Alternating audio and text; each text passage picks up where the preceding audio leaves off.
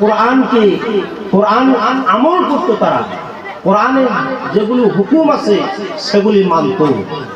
আমার বন্ধুগণ, এই কোরআন আল্লাহ রাব্বুল আলামিন আপনার আমার জন্য হেদায়েত বানিয়ে পাঠিয়ে দিয়েছেন।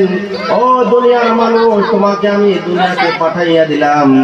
দুনিয়া তোমার মন মতলবে চললে হবে না, এই কোরআনের মোতাবেক তোমার জীবন অতিবাহিত করতে হবে। কোরআনে যা বলে তুমি সেটা আমল করতে হবে, তাহলে তোমার পরকাল শান্তি হবে। আর যদি তুমি কোরআন নিয়ে না চলো, তাহলে দুনিয়াতে তুমি ধ্বংস হয়ে যাবে এবং মরার পরেও তোমার ধ্বংস।